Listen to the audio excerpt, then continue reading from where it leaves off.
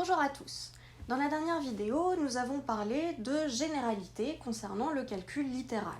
Nous avons introduit le vocabulaire associé et nous avons parlé de la valeur numérique d'une expression littérale.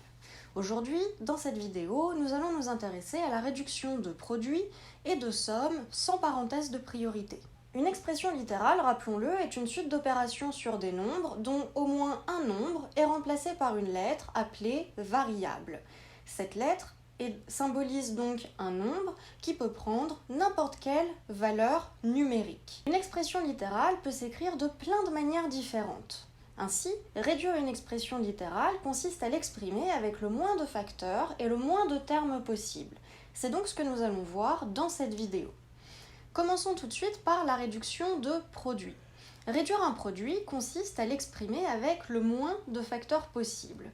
Pour ce faire, il s'agit donc de regrouper entre eux les facteurs numériques, c'est-à-dire les nombres, et entre eux les facteurs littéraux, c'est-à-dire les lettres. Voyons trois exemples. Par exemple, considérons l'expression grand A qui est égale à 2 fois A fois moins 3. Commençons donc par identifier les facteurs numériques qui sont ici 2 et moins 3 et le seul facteur littéral qui est A. Nous allons donc regrouper entre eux les facteurs numériques, c'est-à-dire 2 fois moins 3 que l'on multiplie par A. Et puisque 2 fois moins 3 est égal à moins 6, nous obtenons que l'expression grand A est égale à moins 6 fois A. Puis, par convention d'écriture du calcul littéral, on sait que l'on peut supprimer le symbole de la multiplication et on obtient donc que A est égal à moins 6A. Voyons tout de suite donc un second exemple. Considérons l'expression grand B qui vaut moins 3t fois moins 8.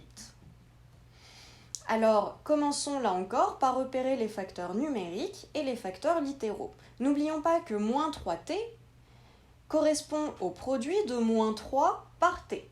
Autrement dit, ici, les facteurs numériques sont moins 3 et moins 8.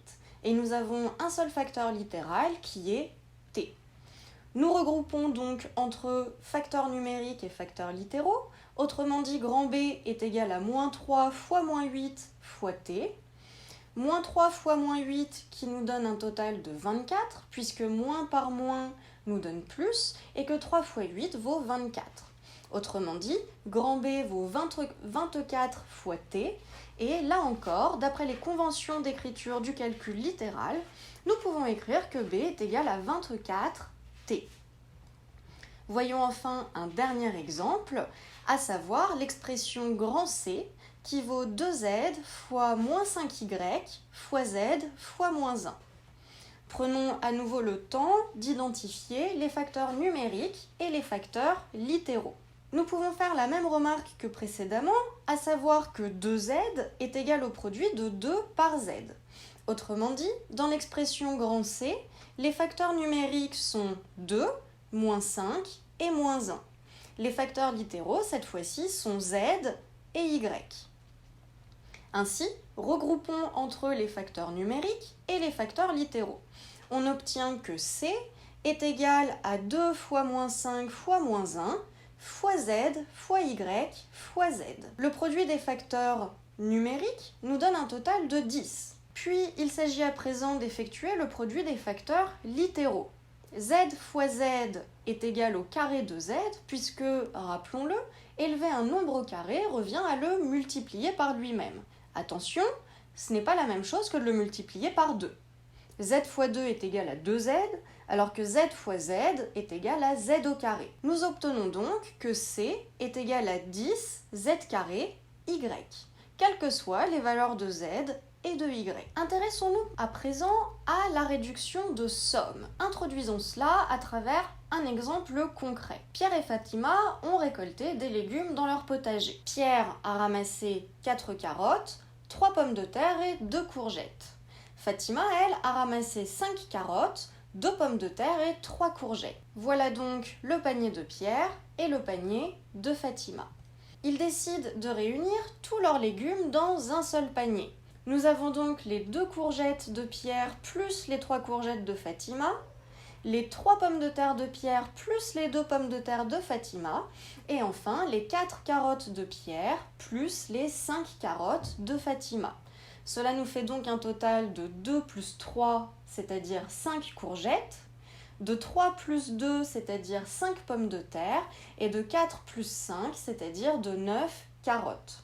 Pour compter le nombre total de légumes qu'il y avait dans le panier, nous avons regroupé entre eux les légumes qui sont de la même nature, c'est-à-dire les courgettes avec les courgettes, les pommes de terre avec les pommes de terre et les carottes avec les carottes. Ainsi, réduire une somme revient à l'exprimer avec le moins de termes possible. Pour ce faire, il s'agit de regrouper entre eux les termes qui sont dits semblables, c'est-à-dire les termes constants, les termes en x, les termes en x au carré, les termes en x au cube, et ainsi de suite. Voyons tout de suite quelques exemples. Nous cherchons à réduire, si cela est possible, les expressions suivantes. Intéressons-nous tout de suite à l'expression grand A. Grand A est égal à moins 4x plus 7x. Admettons que les x soient des carottes. Si j'ai 7 carottes et que j'en donne 4, alors il me restera un total de 3 carottes. Autrement dit, l'expression grand A est égale à moins 4 plus 7x, c'est-à-dire un total de 3x. L'expression grand B est égale à 5x plus 2. Mais les termes en x et les termes constants ne sont pas semblables. C'est comme si j'avais 5 carottes et 2 pommes de terre. Alors, je ne peux pas dire que j'ai 7 carottes ou 7 pommes de terre. J'aurai toujours 5 carottes et 2 pommes de terre. Autrement dit, l'expression grand B ne peut pas être réduite. L'expression grand C, cette fois-ci, est égale à 8x au carré moins 3x au carré.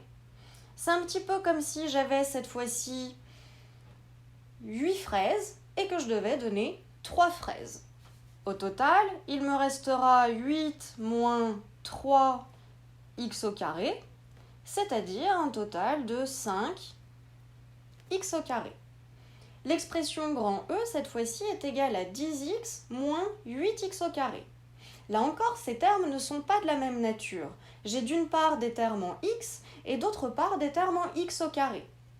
Ainsi, l'expression grand E ne peut pas être réduite. Enfin, intéressons-nous à l'expression grand G. Grand G est égal à 10x moins 5 moins 9x moins 8. Il s'agit ici, dans un premier temps, de repérer les termes qui sont semblables. Nous avons par exemple les termes en x, à savoir 10x moins 9x. Et nous avons également les termes constants, c'est-à-dire moins 5, moins 8.